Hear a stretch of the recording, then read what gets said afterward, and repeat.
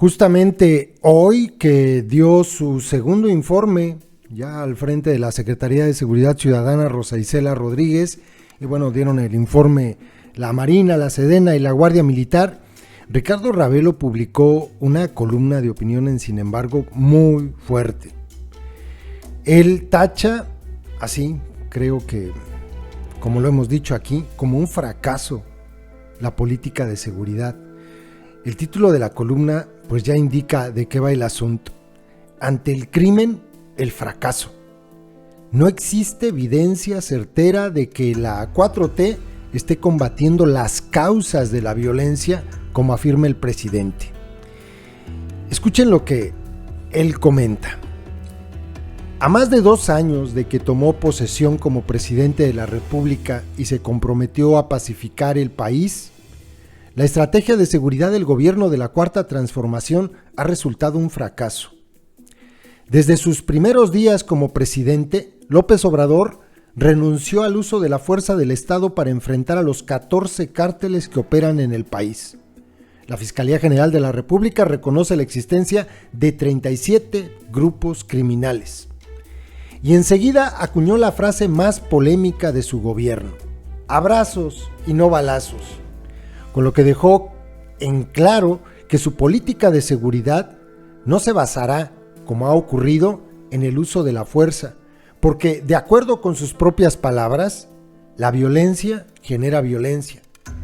Aquí cabe añadir, la inacción oficial detona la violencia criminal.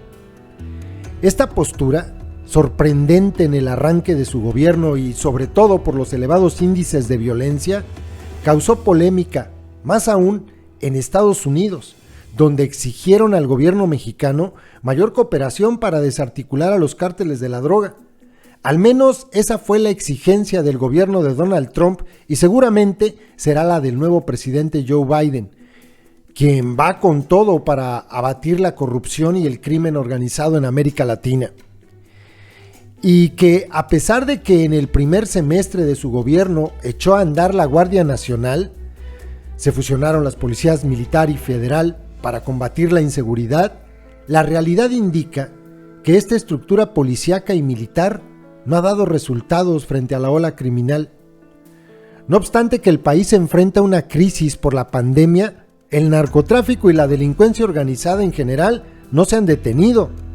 Continúa el tráfico de drogas y con ello las matanzas y vendetas, producto de los ajustes de cuentas y la disputa por los territorios y el mercado de consumo. Además de Tijuana, Guanajuato y Tamaulipas, territorios sin ley, ahora se suma Veracruz, la entidad que gobierna Cuitláhuac García, quien solo ha expresado palabras de extrañeza ante la oleada criminal que envuelve a esa entidad, sobre todo en el sur, donde las masacres no paran. García se ha caracterizado por la ineptitud. Es un gobernador no solo ignorante, sino insensible políticamente. Un fiasco, pues. En este escenario violento, las cifras son contundentes. El crimen simplemente no se sometió a la rigurosa cuarentena y sigue desatado, sin que autoridad alguna le ponga freno. Por ello, el 2020 terminó como el año más violento en lo que va del sexenio. Se presentaron en promedio más de 100 crímenes diarios y masacres, aunque el presidente haya dicho que este tipo de crímenes en serie ya no existen. Nada más falso. Y lo peor fue que en el tercer mes del año 2020, esto es un ejemplo de la cruda realidad, se presentaron 2.585 asesinatos, la mayoría ligados al crimen organizado. Estos datos fueron dados a conocer en un informe que el gobierno federal publica todos los días a través de la Secretaría de Seguridad Pública y Protección Ciudadana.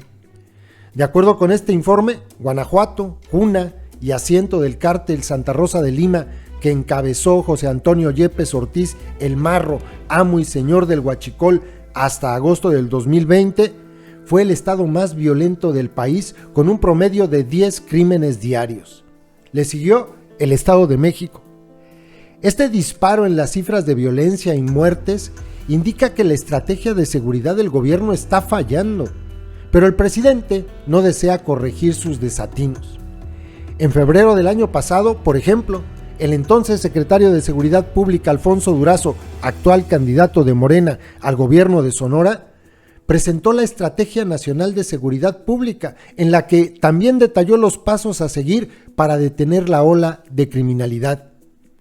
Se trató de un documento de 8 puntos elaborado a partir del diagnóstico que se hizo al arranque de la administración, donde se dejaba de lado la confrontación directa con los grupos delincuenciales, eliminando la visión neoliberal de que el uso de la fuerza lo resolvía todo.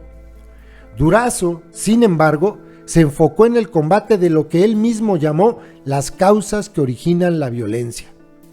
El funcionario expuso que su plan se fincaba en garantizar el empleo, educación, salud y bienestar, y mencionó que la generación de fuentes de empleo, el cumplimiento al derecho a la educación, la inversión en salud y programas de desarrollo económico atacarían, dijo el entonces funcionario federal, las causas profundas que originan el auge delictivo. Desde su óptica, estas medidas reducirían la base social que haya podido construir el narcotráfico, pero la realidad indica que las cosas no van bien en materia de combate al crimen. Durazo dejó la Secretaría de Seguridad Pública en medio de un país inundado de sangre. Simplemente no cumplió con su promesa de abatir la criminalidad. Fue claro que Alfonso Durazo solo usó el gabinete federal como trampolín para saltar a la candidatura al gobierno de Sonora. A pesar de la crisis generada por la pandemia de COVID-19, el crimen organizado se mantiene activo y no se detiene. Las drogas de todo tipo siguen surtiéndose a los consumidores. A través de las redes sociales aparecen videos presuntamente elaborados por los operadores de los grupos del crimen organizado, quienes informan que la distribución de estupefacientes se hará en línea, de tal suerte que pone a disposición direcciones electrónicas, el WhatsApp, entre otras, para que hagan contacto con los vendedores. Y añaden los mensajes: quédate en casa, nosotros te atendemos en tu domicilio. Y si el vendedor no lleva cubrebocas, denúncialo. Tales acciones fueron dadas a conocer por el cártel de Sinaloa, el más poderoso del planeta. Pero en el sur de Veracruz, otro cártel, el del Golfo, dispuso una amplia distribución de despensas en la ciudad de Coatzacoalcos, una de las más violentas del país, para distribuirlas entre la población más necesitada. Así, el crimen organizado compite con el gobierno federal en cuanto a la atención social. Estas mismas acciones se realizaron en Tamaulipas, base de operaciones del cártel del Golfo, de los Zetas y del cártel del Noreste. Este último aglutina a desertores de los segundos. Estos grupos están en la mira de la DEA por las matanzas de migrantes, quienes fueron calcinados recientemente en el municipio de Camargo a cientos de grupos criminales. De acuerdo con datos de la DEA y del gobierno federal, en México operan 14 cárteles. En orden de importancia, la lista la encabeza el cártel de Sinaloa, el que opera en 20 estados de la República. Este grupo criminal, ahora encabezado por Ismael El Mayo Zambada, quien se maneja con bajo perfil, es seguido en control territorial por el cártel Jalisco Nueva Generación, que lidera Nemesio Oseguera Cervantes, el Mencho, quizá uno de los capos más sanguinarios del país. El oriundo de Aguililla, Michoacán, ahí se formó en el negocio de las drogas después de abandonar su oficio de policía. Se fue a Estados Unidos, donde fue detenido por tráfico de drogas. Más tarde fue repatriado y se empleó como sicario con sus parientes, los hermanos Valencia Cornelio, cabecillas del cártel de los Valencia.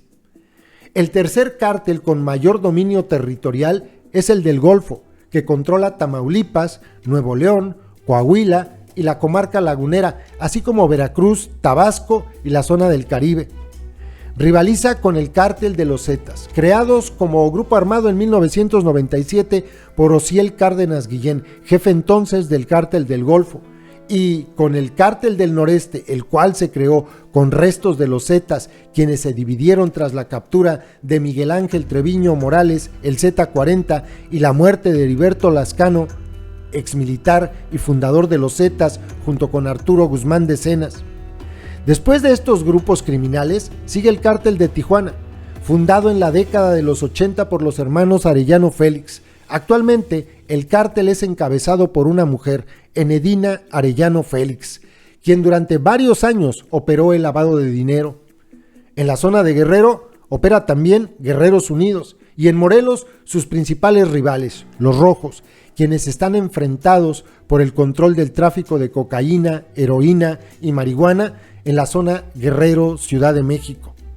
En la capital del país, el control lo detenta el Cártel de Unión Tepito, uno de los más violentos, quien no ha frenado la distribución de drogas a pesar de la crisis causada por la COVID-19. En Oaxaca, tierra de nadie, la distribución de marihuana la tiene el grupo criminal encabezado por la familia Díaz Parada, enlistados por la DEA como los principales traficantes de esa droga. A poco más de 2 años de que López Obrador asumió el poder, no existe una política definida para enfrentar a los cárteles de la droga. La Guardia Nacional, formada para este propósito, no está haciendo su tarea en la desarticulación de los grupos criminales, quienes se posicionan aún más en todo el territorio, matan, desaparecen, descuartizan personas y corrompen a las autoridades sin que el gobierno meta las manos. A finales del 2019, el gobierno de Estados Unidos mostró su preocupación por la ausencia de una política antidrogas eficaz. El gobierno de López Obrador aduce que está atacando las causas que originan la criminalidad, pero hasta ahora el problema del crimen organizado y la violencia siguen sin solución. No existe evidencia certera de que la 4T esté combatiendo las causas de la violencia, como afirma el presidente. Simplemente no es creíble esa versión debido a la imparable violencia. Y no solo eso, las acciones oficiales han resultado hasta ahora un verdadero fracaso.